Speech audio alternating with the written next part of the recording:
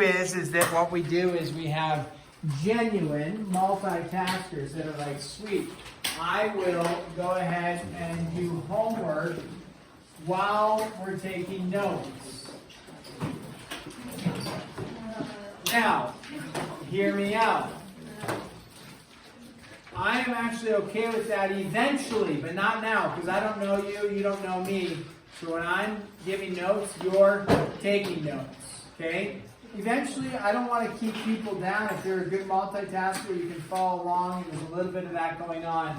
But usually what happens is there's people that are just trying to get the homework done, and then they're not following along, and then they're asking questions later, and I'm like, we just did that in the notes, what were you doing? Or they're not doing well, they're getting a 60 in the class, but they're gaming the system by doing homework when they should be paying attention to the lecture. So, when we're doing the lecture, when I'm writing, what are you doing? Writing. Okay, that's the expectation, even though you have all the homework problems ahead of time. With the homework problems ahead of time, also, if you lose your sheet, there should be some in the back. And if those all are gone, well, quit losing the sheets of paper. Ask somebody for the homework. But if you do lose them, which happens, there should be some extras in the back. I usually print off some extras. Okay, we are going to go into 1.2, which is multiplying and dividing rational numbers.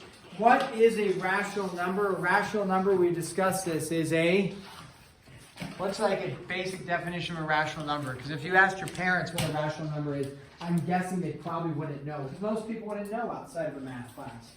A rational number is, you can think of it as like, fractions. Yeah, now a fraction could be 10 over 1.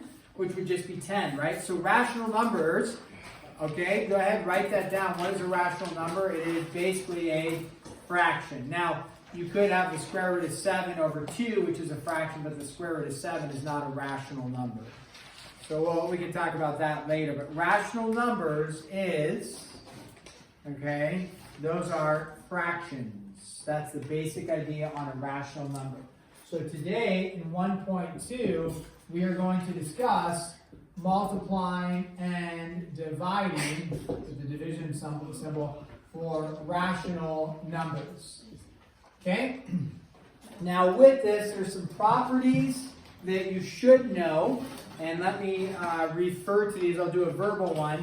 Anything times 0 is 0. Nice. So 5 times 0 is 0. 0 times 0?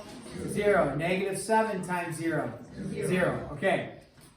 Anything times 1 is itself. Yeah, it came up the other day in Algebra 2, actually. Somebody asked, like, is 5 times 1 5, or is it 1? Yeah.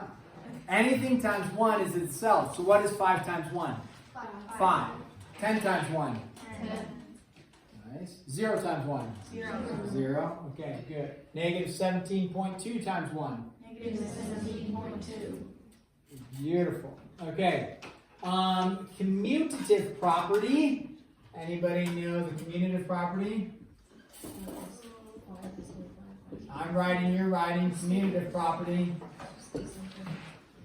The commutative property works with addition and multiplication, and that's the property that allows us to move things around. Commute. That's what the word comes from, commute. So you commute to a different spot. So in mathematics, if you have 5 times 2, guess what that's the same thing as, I know it's 10, but it's the same thing as, we could write it as what?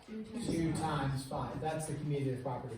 You should have seen these by now, okay? When your journey of mathematical endeavors, you should have seen what the commutative property is. If not, I'm telling you that's what it is. You could also have, for addition, 7 plus 11 is the same thing as 11 plus 7. You bet. So I'm writing, you're writing, even if you know all this material and you're bored out of your mind. That's okay. All right, very good. Now, does it work if I go 6 minus 10? Is that the same thing as 10 minus 6? No. No. So does it work for subtraction?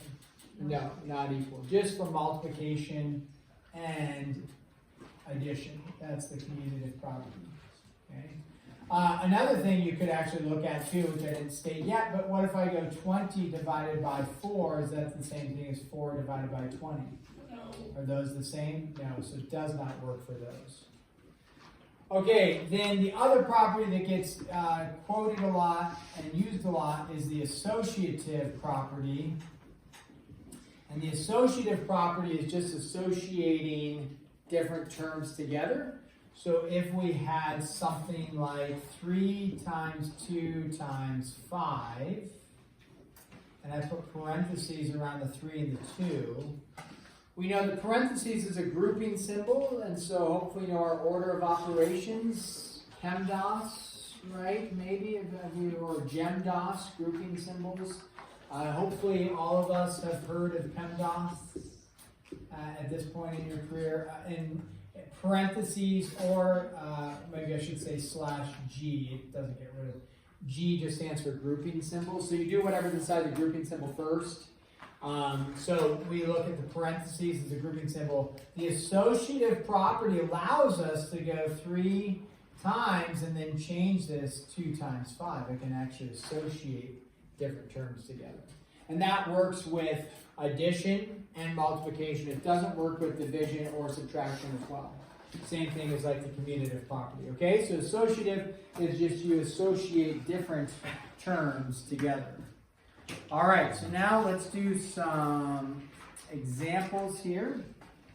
Let's go with, okay, find the product. These are some examples. Find the product. Again, when we're doing notes in general, and try your best. We're aiming not to be doing calculators, but if you, like I said, if you end up using them on homework, that's okay. Most of this should just be mental math.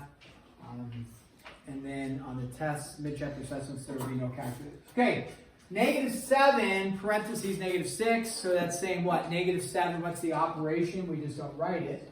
It's understood, it's multiplication. So a negative times a negative is a positive. Hopefully, it sounds like we're familiar with that. And then what's 7 times 6? 42. Awesome, 42. If you don't know your multiplication facts, you're going to have to step up and learn them. Here we go. Let's go with a 4/9, okay? And then times, sometimes they use the multiplication symbol, sometimes they don't. Why do we transition away from the multiplication symbol eventually? Looks like an X, and we start using variables, right? So we're going to transition away from that eventually. But this will be pretty obvious. Okay, when we go to multiply fractions, how do we multiply fractions? We multiply across, right? So not across this way, but across the tops and across the bottom. So your numerators get multiplied, and then your denominators get multiplied. So you could say here, this is 4 times 3 is 12, 9 times 5 is 45, right? But then the issue is we need to be doing some reducing, right, Nicole? Mm-hmm. Yeah? Yeah. Do you want us to reduce? Yeah. 12 over 45. Yeah. I think we can. What goes into 12 and also into 45? 3. Are we saying 3? So you 3, we go 4 and 15. Now, what we should have tried to recognize before we multiplied is what? What could we have recognized before we did that? Yeah, Tia.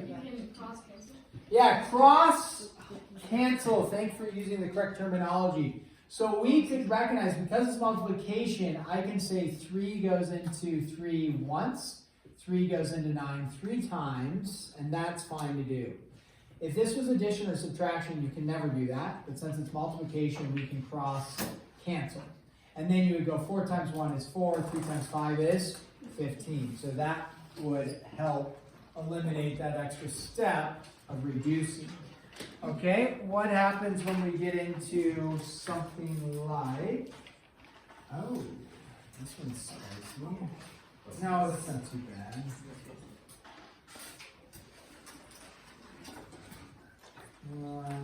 Let's go with, let's do this. -4/7 divided by a -2. Okay, with division and fractions, what's our rule? Something with flipping, yep.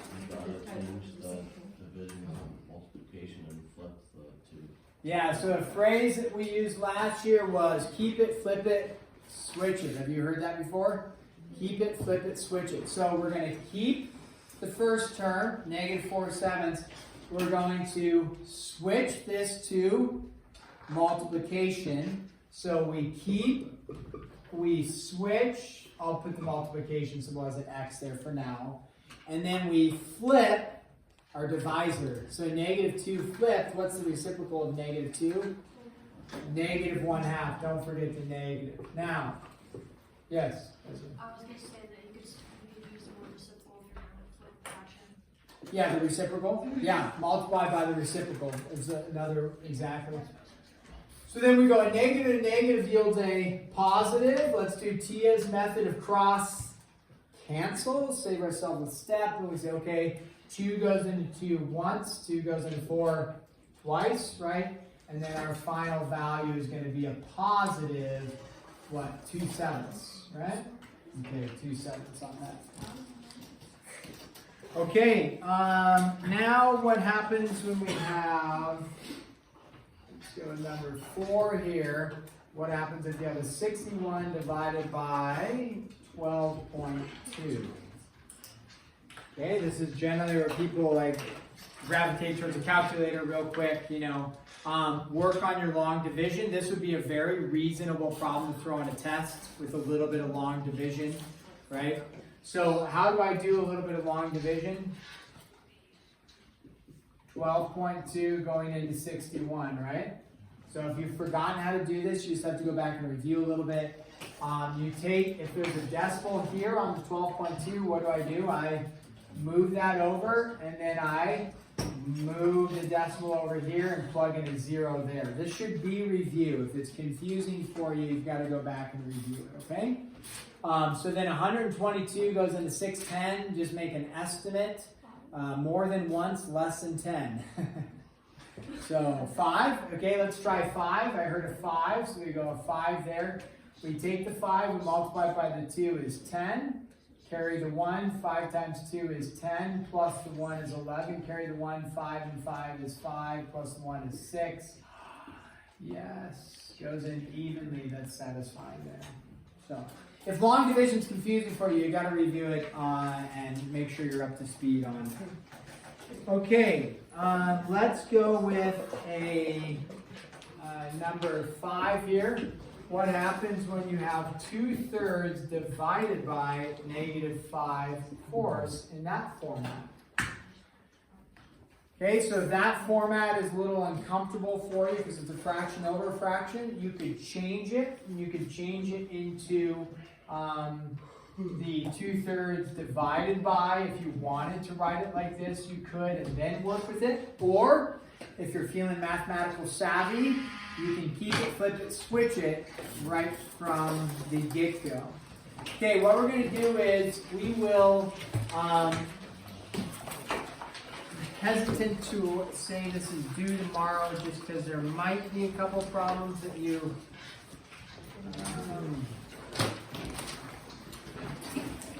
could struggle with slightly. So let's say this, what is today, Wednesday? Make sure I say this correct. Let's make this due on Friday. You can probably get most of it done tonight if you want, but we'll make it due Friday. Talk about it briefly tomorrow, and then go on to new stuff as well. Have a great day.